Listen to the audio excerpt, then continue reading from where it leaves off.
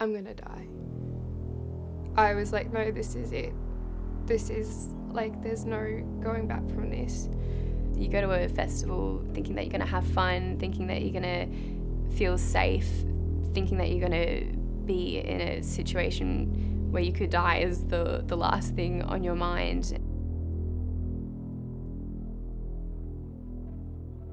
So I worked as a lifeguard. I've been working as a lifeguard since 2014. I was working casually at a retail job and I was studying secondary teaching. I was preparing to go on an exchange to McGill University in Montreal in Canada. I'd actually just started going to the gym. I wanted to run a marathon. That was my goal. Back in 2016, Maddie and Michaela didn't know each other, but a terrifying experience at Victoria's Falls Festival that year would change that.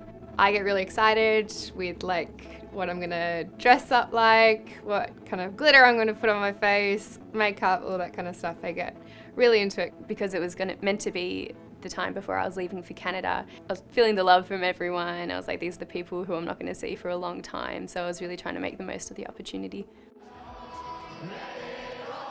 At the DMAs, it was crazy. There were so many people. There were people climbing up on the sides of the fences because they wanted to see because it was so packed. People climbing up on the poles, it was crazy and it was wild. It was insane. Everyone was really vibing it. And yeah, they're good, but I can't listen to them anymore. It's basically when the gig ended, everyone started filing for the exits because London Grammar was playing, so everyone was really keen to get to their gig. We were literally like sardines, and the closer we got to the exit, the squashier it got, and it got to the point where I wasn't actually moving. The crowd was moving me. I wasn't able to move forward, but there were still people pushing against me from behind, and I fell onto the person in front of me, and I felt someone fall on top of me, and I could just feel the air get squashed out of my lungs, and I wasn't able to take another breath. And then more people started piling on top of me. Was there any point where you actually feared for your life?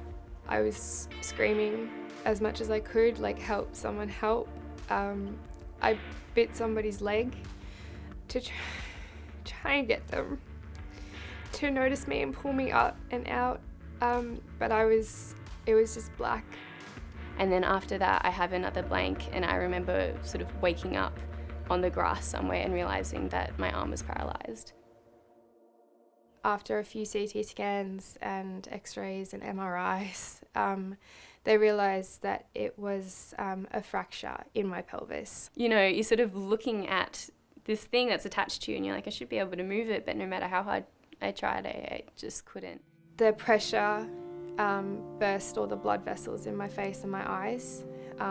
That's what the bruising was from. I couldn't go to the toilet by myself. I couldn't shower by myself. I couldn't do anything. And I thought, I can't go to Canada like this. I can't dress myself. I can't eat. I didn't want to go on exchange like that.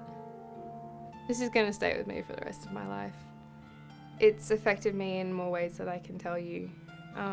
I've been diagnosed with post-traumatic stress disorder. As it got better, as I got movement back in my arm, I started getting really bad nerve pain, and that was just excruciating. Like having fire shooting down my arm, that's what it felt like. I don't handle big crowds very well.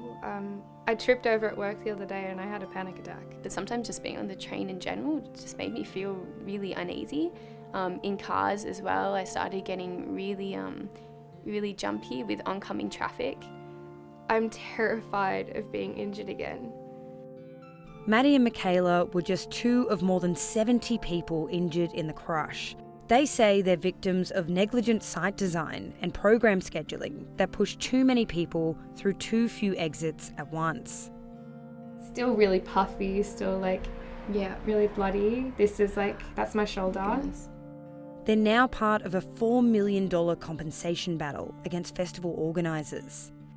So why do you think that the crush happened? I think what contributed was the size of the exits and the amount of people in the tent. It was on a hill, there was a steep slope, there was gravel, people were intoxicated, I get that, but that shouldn't even be an issue because it's a festival. That was just a bottleneck, and whether someone tripped or it was too many people, it was just a recipe for disaster. There was no one controlling the crowd. And they put two of the biggest headlining acts on, one after the other at different venues. So, as part of their defence, the organisers of Falls Festival have said that entry to the festival is at the ticket holder's own risk. What do you say to that? Such bullshit, I'm sorry, but you have a duty of care. Really, at the end of the day, I have the other patrons at the festival to thank for pulling me out.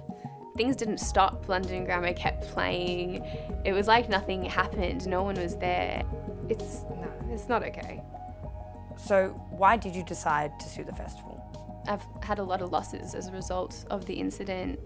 A lot of money has gone towards medical bills, seeing specialists, hand specialists, neurologists. They're not cheap. So I feel like I'm entitled to some compensation. I want justice. This was my life, and it still is my life, and it will be my life forever. In terms of money, it probably came to about 15 grand. Not being able to work, I lost around 2 to 3 grand. And medical bills were stacking up to also 2 to 3 grand.